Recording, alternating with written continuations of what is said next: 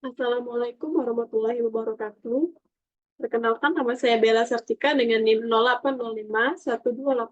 0805-1282-32802, kelas B, jurusan Ilmu Kelautan, Fakultas Matematika dan Ilmu Pengetahuan Alam.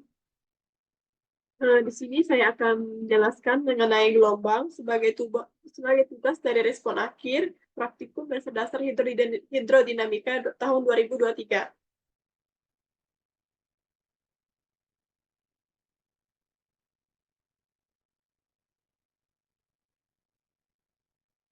Baiklah, apa itu gelombang? Gelombang laut adalah pergerakan periodik atau osilasi yang terjadi di permukaan air laut yang disebabkan oleh gaya-gaya seperti angin, gravitasi, dan aktivitas seismik di dasar laut. Gelombang laut dapat memiliki berbagai ukuran, mulai dari gelombang yang kecil yang disebut capung hingga gelombang yang besar yang dapat mencapai ketinggian puluhan meter. Gelombang laut merupakan fenomena alami yang penting dalam dinamika laut, pengangkutan energi di seluruh dunia, dan memainkan peran penting dalam ekologi laut serta aktivitas manusia. Gelombang laut dapat memiliki berbagai ukuran, mulai dari gelombang kecil seperti capung hingga ukuran lainnya. Mereka juga dapat memiliki berbagai periode, yaitu jarak antara dua puncak berturut-turut atau dua lembah berturut-turut dalam gelombang. Pentingnya gelombang laut sangat besar dalam berbagai aspek kehidupan manusia dan ekosistem laut. Gelombang laut juga menjadi sumber daya penting untuk kegiatan seperti surfing, pariwisata pantai, dan energi gelombang laut.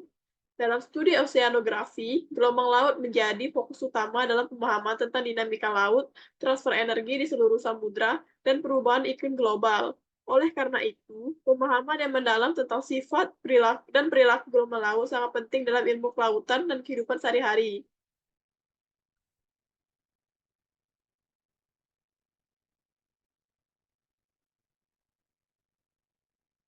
Faktor terbentuknya gelombang.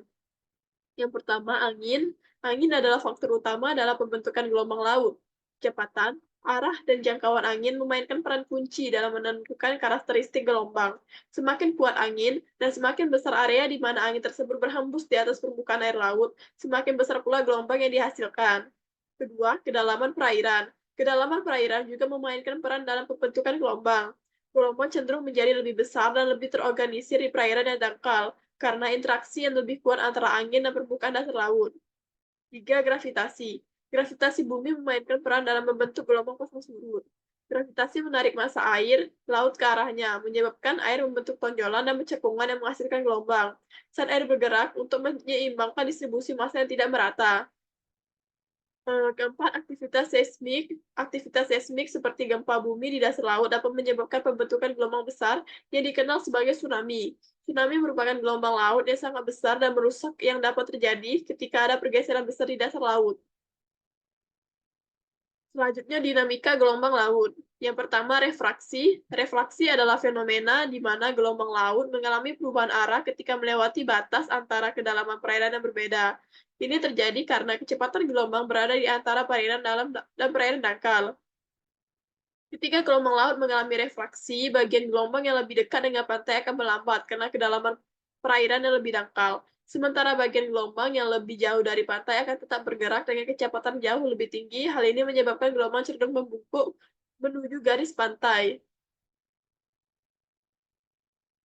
Yang kedua, difraksi. Difraksi adalah fenomena di mana gelombang laut membengkak ketika mereka bertemu dengan hambatan seperti jembatan, pulau, atau tanggul.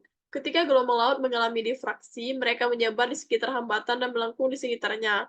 Dalam konteks pergerakan gelombang laut dari perairan dalam ke perairan dangkal, difraksi dapat terjadi ketika gelombang mencapai garis pantai atau struktur lainnya di perairan dangkal. Gelombang akan menyebar di sekitar struktur tersebut mengubah pola pergerakan mereka. Yang ketiga, refleksi. Refleksi adalah fenomena di mana gelombang laut dipantulkan kembali ketika mereka bertemu dengan penghalang seperti dinding, pelindung, atau garis pantai yang curam. Yang keempat, interferensi gelombang. Interferensi gelombang terjadi karena dua atau lebih gelombang bertemu dan saling berinteraksi. Interferensi dapat menghasilkan penambahan amplitudo atau pengurangan amplitude dari gelombang-gelombang tersebut. Dalam konteks gelombang laut, Interferensi terjadi ketika gelombang dari area yang berbeda bertemu di satu titik di laut. Jika gelombang tersebut memiliki fase sejajar, mereka dapat mengalami interferensi konstruktif, meningkatkan tinggi gelombang di titik pertemuan.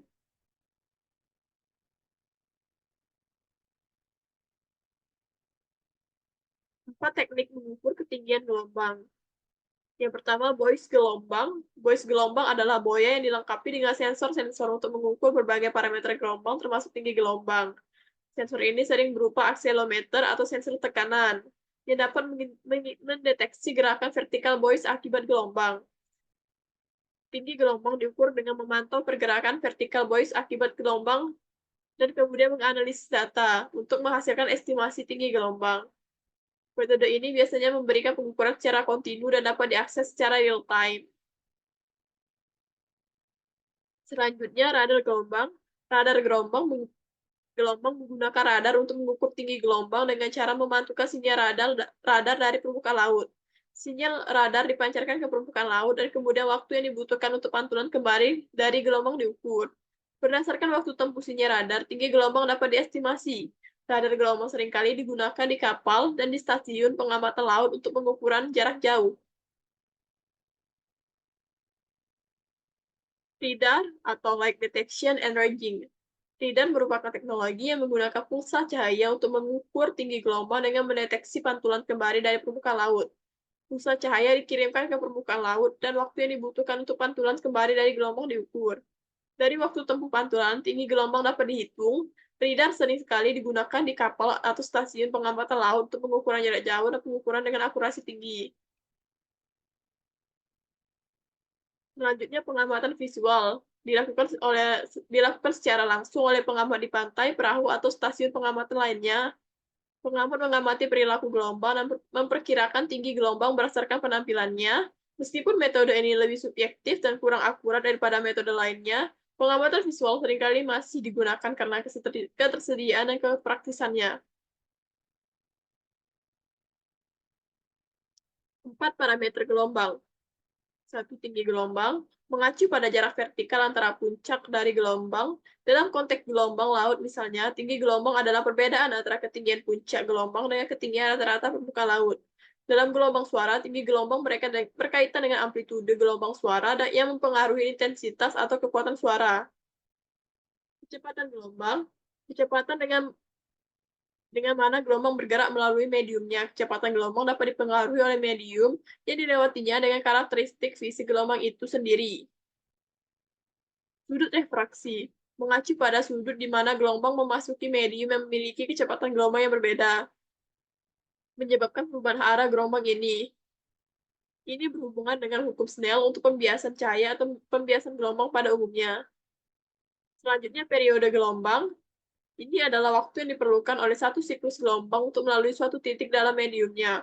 Dalam gelombang periodik seperti gelombang suara atau gelombang air, periode adalah ukuran dasar yang digunakan untuk mengukur frekuensi gelombang, di mana frekuensi adalah kebalikan dari periode. Jika sifat gelombang, yang pertama, kecepatan angin. Kecepatan angin adalah faktor utama yang mempengaruhi pembentukan dan karakteristik gelombang. Semakin tinggi kecepatan angin, semakin besar energi yang ditransfer ke permukaan air yang menghasilkan gelombang yang lebih besar dan lebih kuat. Gelombang yang terbentuk oleh angin kencang cenderung memiliki ketinggian yang lebih besar, panjang gelombang yang lebih panjang, dan periode yang lebih pendek dibandingkan dengan gelombang yang terbentuk oleh angin yang lebih lemah. Yang kedua, arah angin. Arah angin juga memainkan peran penting dalam karakteristik gelombang angin. Angin yang bertiup sejajar dengan panjang gelombang cenderung menghasilkan gelombang yang lebih besar dan lebih kuat daripada angin yang bertiup melintang terhadap arah pergerakan gelombang. Gelombang yang terbentuk oleh angin yang stabil dan berarah cenderung memiliki pola yang lebih teratur dan terkendali. 3. Jarak tanpa rintangan ketika angin bertiup. Merujuk pada jarak yang ditempuh oleh angin di atas permukaan air tanpa adanya penghalang seperti daratan atau pulau. Jarak tanpa rintangan yang panjang memberikan angin lebih banyak waktu untuk mentransfer energinya. Selanjutnya, tipe-tipe gelombang pecah. Yang pertama ada spilling. Gelombang spilling terjadi ketika gelombang pecah secara bertahap dan teratur di sepanjang garis pantai. Biasanya gelombang ini memiliki puncak yang landal dan membentuk lipatan yang terjal yang lembut saat ia pecah. Spinning waves cenderung memberikan pengalaman selancar yang lebih ramah dan lebih mudah bagi pemula karena mereka tidak terlalu tajam atau agresif. Yang kedua, plunging. Gelombang plunging atau barrel waves memiliki ciri khas puncak gelombang yang tajam dan mendorong ke depan ketika ia pecah. Gelombang ini seringkali membentuk tabung atau barrel yang menggulung di sepanjang garis pantai. Plunging wave merupakan tipe gelombang yang sering dicari oleh para surfer yang lebih berpengalaman karena memberikan pengalaman selancar yang menantang dan menarik. Yang selanjutnya ada surging. Gelombang surging merupakan gelombang yang membentuk puncak hampir vertikal ketika ia pecah. Gelombang ini biasanya terjadi di lokasi dengan dasar laut yang relatif dangkal atau curam. Surging waves menawarkan kesempatan bagi surfer untuk melakukan manuver-manuver yang lebih ekstrim seperti airless atau lift trick.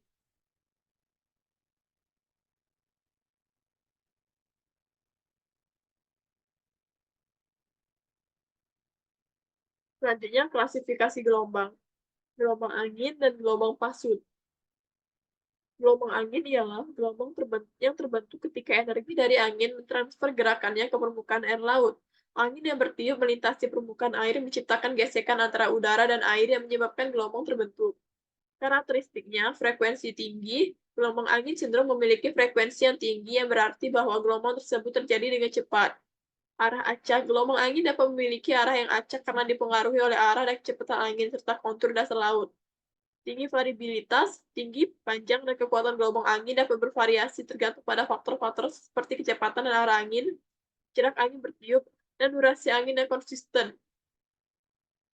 Selanjutnya dampak, gelombang angin dapat memiliki dampak yang signifikan pada navigasi laut, kegiatan pesisir seperti olahraga air dan pariwisata, serta ekosistem perairan. Gelombang pasang surut. Gelombang pasang yang disebabkan oleh gaya gravitasi bulan dan matahari terhadap bumi, gerakan rotasi bumi dan interaksi antar bumi, bulan, dan matahari menciptakan pasang surut.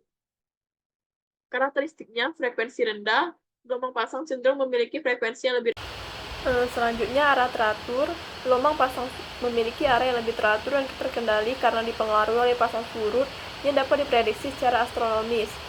Dan lebih besar dan lebih konsisten, gelombang pasang biasanya memiliki panjang gelombang yang lebih besar dan cenderung lebih konsisten. Dampaknya, gelombang pasang memiliki dampak yang signifikan pada aktivitas pesisir seperti navigasi kapal, aktivitas perikanan, dan infrastruktur pesisir.